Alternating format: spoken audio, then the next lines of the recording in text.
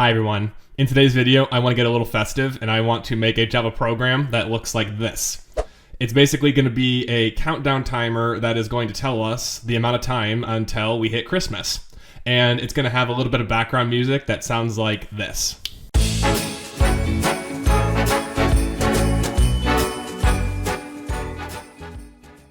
If you want to join me in building that Java application today, keep watching the video and we'll jump into IntelliJ and take a look. So to start, we want to make a JFrame.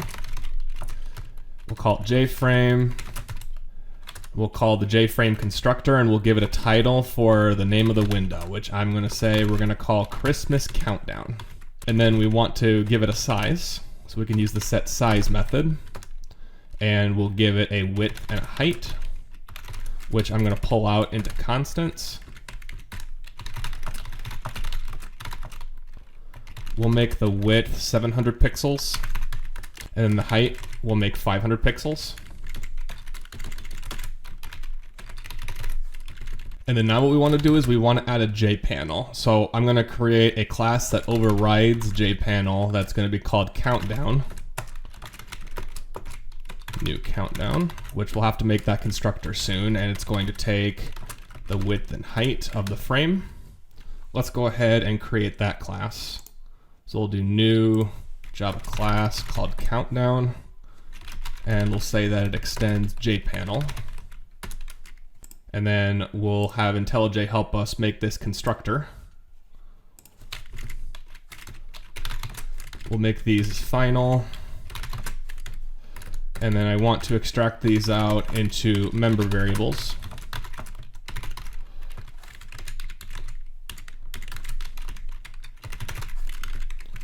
And then we could say this dot width equals width, and this dot height equals height.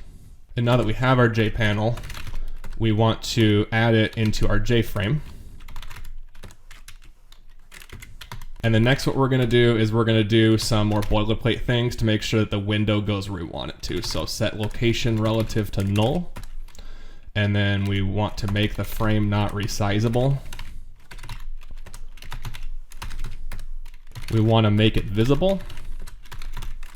And then let's pack the JPanel into the frame. Oh, and I almost forgot, we also need to make sure that we set the default close operation. And that's going to be JFrame exit unclose. So that's really about it for our JFrame. Now if we go back to our countdown class, now we need to add some additional information in here. So our preferred size needs to be width and height. And then let's set the background color to red. And if we run the code, let's see what the frame looks like right now. And as expected, we get a frame that says Christmas Countdown here. It's got a red background and currently there's nothing going on. So now the next thing I want to do within the countdown class, within the JPanel, is I want to animate those snowflakes. So to do that, what we're going to have to do is we're going to have to make a list of objects that represent the snowflakes. And then we're going to have to animate them so that every so often they move or we randomly generate new ones. So to start off, I'm going to make a method called start animation. It's not going to return anything.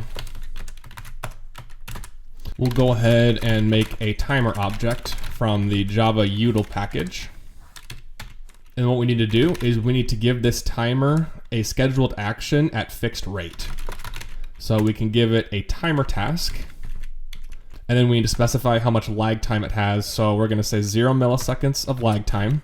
And then let's have this happen every 30 milliseconds. So now we have something that fires every 30 milliseconds and it gets executed in here. Eventually we're going to want to call repaint and we'll override the paint component method here in a little bit. But we need to figure out what we actually want to paint. So let's go ahead and make some snowflakes. So we can make a private final list and we're going to make a snowflake object. And we're going to call it our snowflakes. Let's make it an array list. And then I want to know how many snowflakes I want to animate. So let's say num snowflakes. Let's go ahead and make it 200 snowflakes for now. And then I'm going to pre-size my array so that array list is already allocated size-wise. So now I need to identify what my snowflake class looks like. So I'm going to make a private inner class called snowflake, and we'll just leave it empty for now. And I need to actually use that parameter right here, and I'll make this a little bit smaller so we can see a little more of what's going on. So now I have my list of snowflakes, and every time that I enter within this run method here, I want to have my snowflakes do something. So let's say snowflakes.forEach. Now what do we need our snowflake to do? We want it to move. So we need to figure out how we're going to make our snowflake move now in this case. So we need to make a method called move. So now we need to make our public move method. And in this move method, we want the snow to basically fall downward. So the snow needs to have X and Y coordinates of some sort. So we'll make those integers X and integer Y. And then now we're going to have a snowflake constructor where we determine the initial position of our X and Y coordinates. Let's go ahead and make this interesting. Let's use math.random over the width and the height. So we'll say that X, and I don't need to mention int there, but I will have to do an int cast. And then we'll say that Y is based off of the height. And IntelliJ is flagging me here because order of operations says I need some extra parentheses. If I didn't have parentheses, what would happen was the math.random returns a double between the value of 0 and 1, and when you cast that to an integer, it's going to truncate any decimal points. So math.random casted to int is always going to return 0. So you got to make sure when you do something like this that you enclose this in parentheses so that you can make sure you get the value you're actually looking for. So now that I have the position of my snowflake figured out here, I want my snowflake to move. Essentially, it really needs to fall. So I'm going to go ahead and rename that to fall. And when something falls, I'm just going to have it fall straight down. So we want to update the Y coordinate. So we're going to say Y plus equals, let's just say 10 for now, though I think I want to change this later to be a little smarter. All right, so now I've got my fall method. So every 30th milliseconds, my snowflakes are going to fall 10 pixels. And then I need to repaint. So let's override the paint component method, which is what is called as part of repaint. I'm going to rename this to graphics. And then now what I want to do is I want to do snowflakes.forEach snowflake. I want to draw the new snowflake, but I don't have a draw method yet, so I'll have to fix that. So I need to make a draw method that takes a graphics object. Thank you, IntelliJ. And now what we can do is we can set the color of our snow to white. Hopefully it's not yellow snow. And then we can fill oval. And the fill oval method takes X, Y, and now the width and the height. So for now, I'm just gonna say 10 and 10, but I wanna change these 10s. I wanna pull a constant out of here in a little bit. But let's just start with this. There are two warnings. The first one is saying that X could be final. Yes, I agree it can be now, but I'm gonna fix that here in a little bit. Okay, so this one is saying I need to populate the snowflakes object. Okay, thank you, IntelliJ. So what I wanna do here is I want to actually populate the snowflakes array. So I can just use a regular for loop to do that. I is less than the num of snowflakes, I plus plus. And then we could say snowflakes.add new snowflake. All right, so now we just have that one warning, which I don't think is an actual warning because we're gonna fix that here soon. So let's see what it looks like now. Okay, so the snow fell really, really fast and then it disappeared. So I need to regenerate the snow when I hit the bottom of the screen. So to fix that, eventually Y is going to go off the JPanel screen, and that is when Y is greater than the height. So when this happens, we essentially want to reset everything. So I'm just gonna call a new method called reset that I need to make. And now let's think about how we want to do this. So when the snow hits the ground, I don't really want to start it at the same position again. I want to keep randomizing it, but I need to make sure that I always start at the top of the screen. So my value of y is going to be 0. And then I want to make my x coordinate random again. So I can do something like that. And then one other thing I don't like is I have these values of 10 here. So I'm going to make a size variable that's also int. And let's go ahead and make our size random too. So we'll have to do the same type of thing, math.random, except this time now I need to figure out what I want to multiply it by. So I'm going to actually do that in a separate variable as well, and I'll get into why here in a second. So if I make a private static final int, I'm going to call it size range. I don't want my size to get too small, but I don't want it to get too big. So I'm going to go ahead and give it a size range of 6. And then what I want to do is I want to multiply this by size range over 2. And then I want to add size range over 2. And then I want to add one more at the end here. What this will allow for is the range of values I can have is going to be size range to size range over 2. So a thickness of my snowflakes from 6 to 3. And then now what I want to do is I want it to fall based on how big the snowflake is. So we can fall based off of size. All right, cool. So essentially we call reset and we generate a new position of our snowflake when we've exceeded the height of the JPanel. I don't really like how I have to duplicate code with setting this x variable. So I'm going to update my constructor to call reset, and it's going to set the value of y in it. So I want reset to take integer y,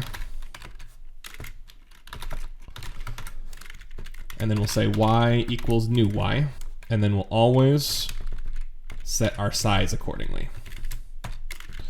So when we fall here and we reset the y position, I want it to always be 0. All right, I am a lot happier with that code. Let's go ahead and run it now and see what it looks like. All right, so I got most of this right, but I did forget one thing. It looks like the graphics are generating the same size still, so I need to update that within the draw method here, right here. So what I want to do is I want to draw based off of size. Okay.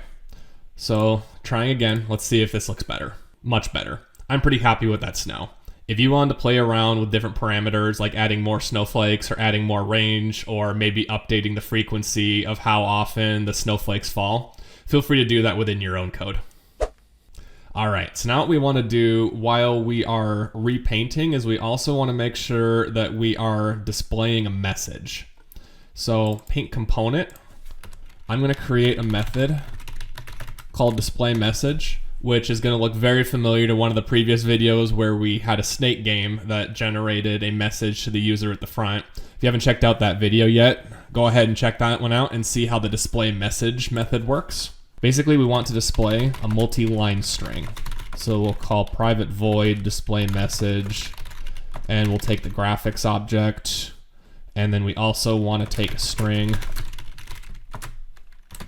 And in this case, we will make the color black so that it can contrast well with the white snow.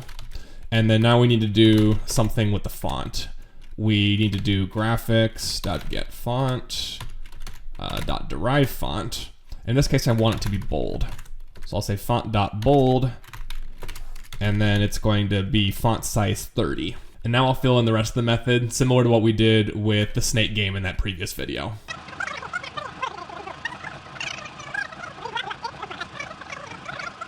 All right, so what this code is doing is it is taking a potentially multi-line string and it is essentially formatting it close to the middle of the screen and then figuring out where the height and width need to be relative to the panel.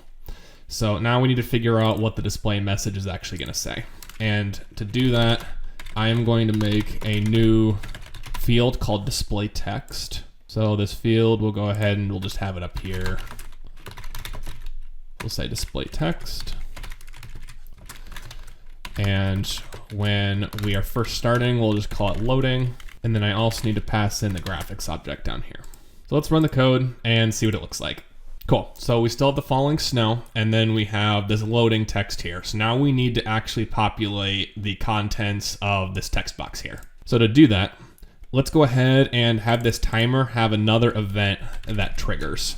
So let's say timer.schedule another fixed rate with another new timer task. One thing you might be wondering is why I'm not converting this into a Lambda expression. The reason is because Java's Lambda expressions require that you have a functional interface. And timer task is not a functional interface, it's an abstract class. So unfortunately, we can't condense this into a Lambda, but we still have a pretty condensed anonymous inner class here. So what I want to do is, starting with 0 lag, just like last time, and now every 1000 milliseconds, so every second, I want to create a method called update countdown. So the goal of this update countdown method is going to be updating the display text field. So let's start with determining what the current time is. So I can use a zoned date time .now. Sometimes you might use instant.now. The problem with instant is that it doesn't look at the local time zone. And in an application like this, it doesn't really do you good to use UTC time. It's better to use your local time zone because Christmas is going to start at different times depending on your time zone, right? So in this case, I'm going to use my local time zone. And now what I want to do is I want to update the date now and convert it to what would be Christmas this year. So I can say target equals now dot with month 12th, with day of month 25, and then I want to truncate it to chronounit.days. So what this will say is take the current time I have, replace the month with 12, the day with 25, and then zero out the rest. So this would be the equivalent of midnight on Christmas. And then now what I want to do is I want to calculate the duration between these two dates. So I can do duration dot between the start date of now and the target date. And then this duration object gives me everything I need.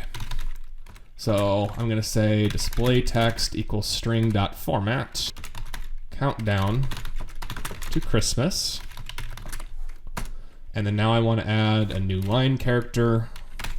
And now I want to do some formatting. So if I do %02D days, that means that I want to have a number of days that has 2 characters within it, and D means a digit, so an integer. So an integer value with currently 2 days. If I wanted to have 3 days, I could, but then typically how it would show up is it would be 0, 1, 7, which would be 17. I want to just read 1, 7 in this case, so I'm going to do 02D days. And then I get to do the same thing for the other fields. So hours, minutes, and seconds. Seconds, minutes, and hours. All right. So now I can do duration dot to days part. That gives me the number of days. And then likewise, as you can imagine, the rest of these fill in quite nicely. So I can do duration dot to hours part, to minutes part, and to seconds part. And just like that, I have a new display which indicates the amount of time between now and Christmas. Let's go ahead and try running the code and see how it turns out. Woohoo! Nice! Looks good. So as you can see here, we're counting down. In my case, at the time of filming, I filmed this on December 14th. So it is 10 days and about 9 hours, in my case, until my local time zone hits Christmas. So, cool. Looks like this is generally working. However, I'm not fully happy yet, and that's because this code is a little bit error prone. What happens if it's 12:26? So let's go ahead and just test that really quick. Let's say instead of marching to 12:25, I want to march to 12:13. So for me, that was yesterday. If I run the code, I'm not really a huge fan of that formatting. When it's on Christmas, I want to be able to celebrate. And when it's past Christmas, let's say it's the 26th, then I want to know how many days it is until next year's Christmas. So let's go ahead and add a little more code to handle those two situations. So first, let's say if now dot truncated to chrono unit dot days. So if now is a current day, and let's say that it equals my target date. So in that situation, it is Christmas. So I want my display text to say, it's Christmas. Let's celebrate. And then I'll return out of here so that I don't hit the other cases. And then if target.isBefore now, then I've got a problem. So in that case, what I can do is I can say target equals target plus years 1. So now essentially I'm going to, instead of, in my case, looking at Christmas of 2023, I'm looking at Christmas of 2024. So let's go ahead and rerun the code. Now I'm not focused on Christmas, I'm focused on December 13th. Let's make sure that case looks good. All right, that looks better. And then if I change this to the current day for me, let's verify that that case looks good too. Nice, good deal. So now it looks like we have all of our general bases covered here. All right, so to put on the finishing touches, let's add a little bit of music to spice this up. So within our countdown constructor, as we are starting the animation, let's also make a play background music method. So now we need to create the method. IntelliJ, you can help me out. Thank you. So if I make a variable called audio in, I'm going to use the audio system class.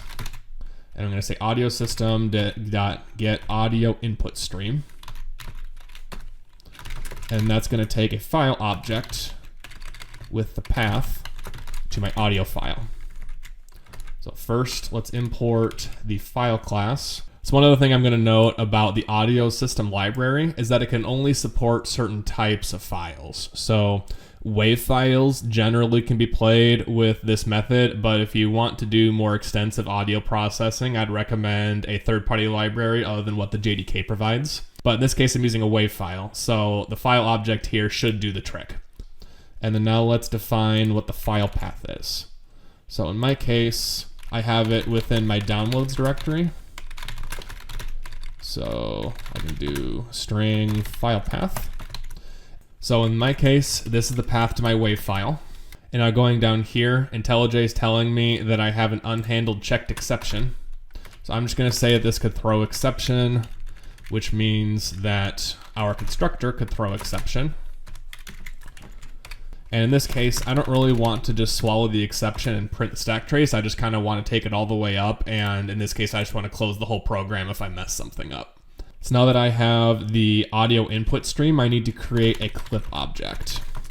And I can use audio system.getClip. And then I need to do clip.open, the audio input stream. And I want to loop this clip indefinitely. So I can use clip.loop. And I can say clip.loop continuously. Now what this is going to do is it's going to play the audio file and it's going to just keep playing it over and over again. Let's go ahead and run it and see how it turned out. And there it is. Pretty catchy, huh? Well, I hope you enjoyed this and it got you festive and in the holiday spirit.